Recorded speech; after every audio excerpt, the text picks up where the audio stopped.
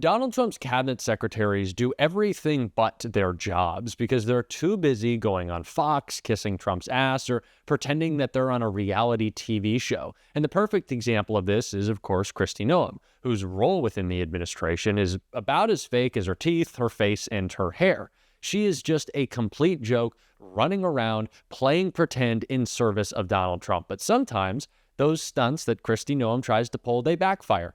And the latest example of that led to some real legal trouble for the administration that we are going to get into. But before we do, if I could quickly ask you to leave a like on this video, and if you haven't already and you enjoy our channel, to hit that subscribe button. It goes a long way, and it really does mean a lot to me. Now, of course, we have seen lately that Donald Trump and his administration are going on a crusade against higher education, targeting specifically Harvard and Columbia. And the recent action doing so by Kristi Noem really backfired. But before we get into that, I want to start with a different example of Donald Trump's attacks on federal funding, which is broken down on MSNBC right here.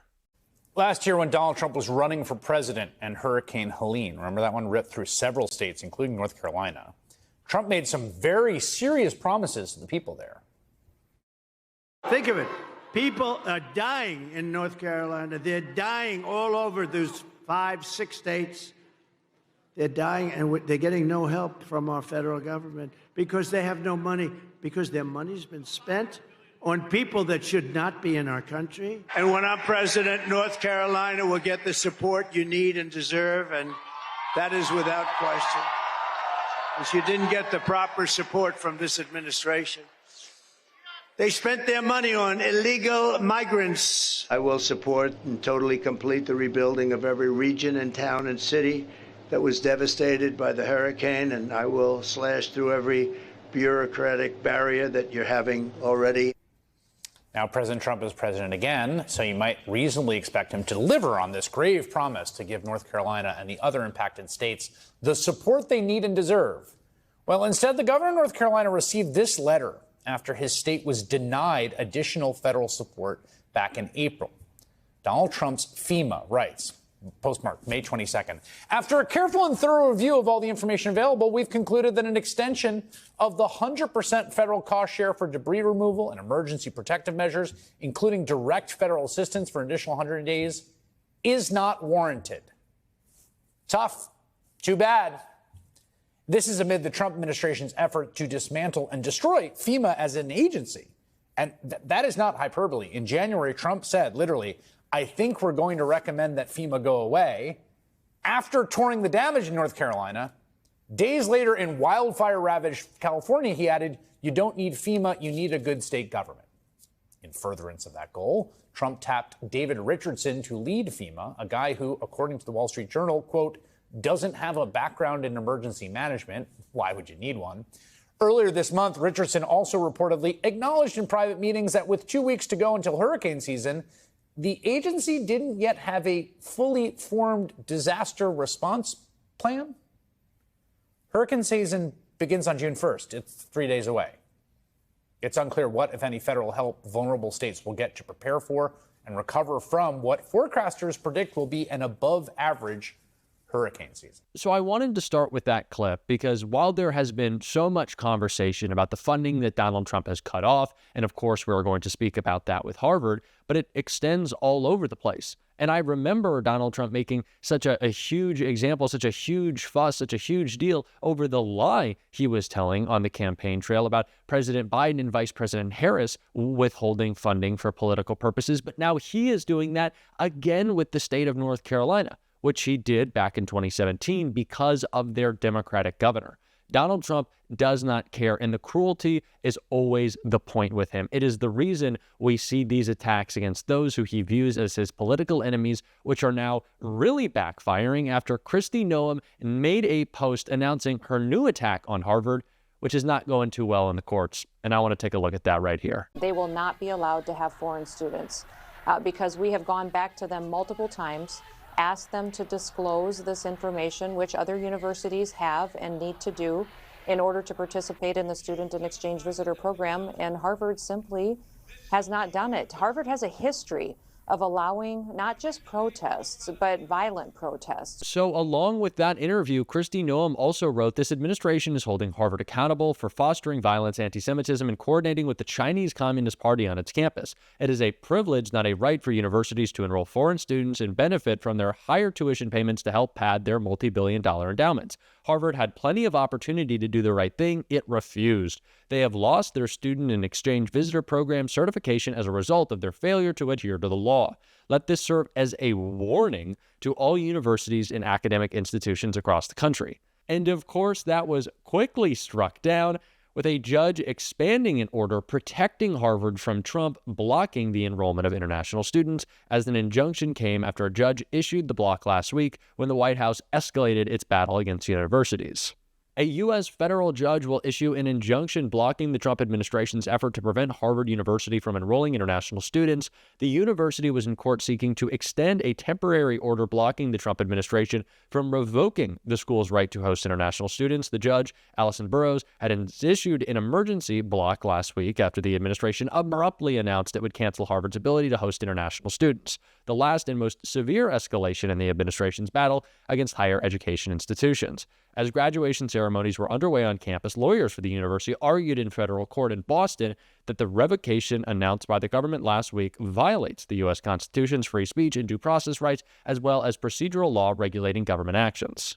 On Tuesday, shortly before the hearing, the Department of Homeland Security formally notified Harvard in that post that it would withdraw the university's certification under federal student and exchange visitor program systems that allow the university to enroll non-U.S. students. But the move, which gave the university 30 days to contest the revocation through an administrative process, indicated it was backtracking from the immediate revocation the administration announced last week. Again, these people are just playing pretend. Donald Trump knows that at every corner he is going to get blocked by the courts. No matter what he does, it'll ultimately fail because he is committing crimes. They are breaking the law. And so really their only goal is to make a big show. We previously talked about this yesterday in a meeting that Stephen Miller and Kristi Noem had with the directors of ICE, in which Stephen Miller just burst out screaming. He was so upset, demanding, we need more arrests. Go out there and arrest citizens. Why? Because they don't actually care about going after criminals. That's not their goal. They just want to make a big public show. It's why Kristi Noem is, doing her hair all ridiculous, parading around in her stupid outfits and trying to just make everything a photo op. That is her goal in this administration, to talk about and to show off Kristi Noem. They're not actually trying to accomplish any real goal besides bringing attention to themselves. That's what these people are starved for. It is a politics of petty personal grievance. That's all it is. And by the way, these people are not smart. Maybe that's the reason they don't like Harvard. Kristi Noem was just giving a commencement speech herself, and this is maybe the worst thing I've ever seen. Take a look. The second thing that I want to tell you that ties into that first, you are unique and the world needs you, is to take your emergency brake off. I don't know how many of you have ever been out driving a vehicle before, and you've wondered what's wrong with it, right? It's jerky, it doesn't turn right, it's going slow, it seems like something is broke, and then you look down and you have your emergency brake on. Anybody ever do that before? I have. You drive around, and then once you pull the emergency brake off, you're amazed at how well your car drives. It drives smooth, and it's amazing. You're like, I can't believe I was actually doing that. Well, I'm going to encourage you that as you go out and tackle the next big thing in your life, to take your emergency brakes off. So anyone who has seen a college commencement address might know sometimes they're a little cheesy. They're not great. I just had my college graduation, and my speaker was incredible. Very fortunate it wasn't Kristi Noem. But I love that her inspiring tale of overcoming is about how she was too stupid to recognize that the emergency brake, that is not a relatable story. It's like, have y'all ever been too stupid that as an adult woman you don't know how to drive a car? Like, what is that? What is she saying? Why is this like her compelling little anecdote to inspire the youth of America to go out and achieve? Take the emergency brake off? Yeah, Kristi, I'm not stupid. I just I don't even know what the comp here is. It's like, well, what? Have you ever been driving a car and you realize that as you're ramming into people behind you, you're actually in reverse? Well, being, successful in life is about actually putting it into drive. These people in this administration, I'm sorry to laugh so much, but are just so blatantly stupid. They are. They're not smart. We can't treat them as serious, but they are dangerous in their stupidity. And of course, that is what was called out of Kristi Noem by Senator Murphy in a takedown I want to check out right here. Court decision requires the administration to facilitate Kilmar Abrego Garcia's release from El Salvador. Can you describe the steps that you have taken to facilitate this release? And specifically, can you answer as to whether you have reached out to your counterpart in El Salvador to facilitate Mr. Abrego Garcia's release? Abrego Garcia is a citizen of El Salvador and should never have been in this country and will not be coming back to this country. There is no scenario where Abrego Garcia will be in the United States again. If he were to come back, we would immediately deport him again because he is a terrorist, he's a human smuggler, and he is a wife beater.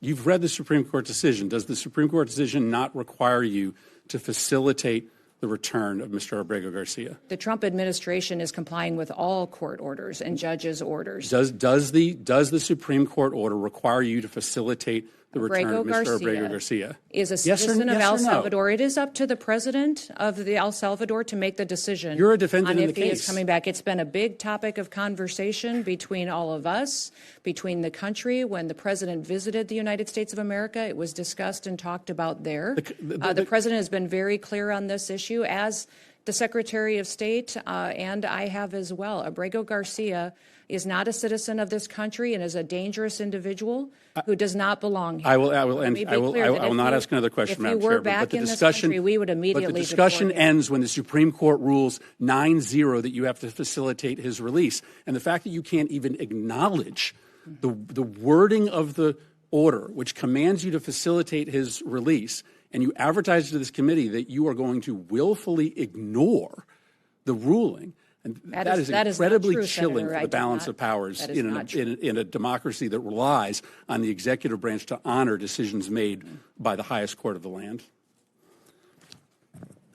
I don't know if it's the fake teeth, the fake hair, or the criminality, but Kristi Noem, I just can't take you seriously, and no one should. You're bad at your job. You shouldn't have it, and we're going to keep calling her out every single day on this show. Do you know what? I got one more fact about Kristi Noem. Since 2022, we have seen fentanyl overdoses and deaths from fentanyl crater. They have gone down in every state. That number has decreased in every state in America except for one. Can you guess what it is? South Dakota, where Kristi Noem was governor. So the person who's saying that she's overseeing this stop and overdoses actually can't do it herself. Little fact about Kristi Noem. I think you can tell I'm not a fan. That's why we're going to continue to call her out on this show. And if you want to support that, as always, you can hit that subscribe button. You can leave a like on this video. And if you stuck around to the end, you can drop a blue heart in the comments. And until next time, I'll see you soon.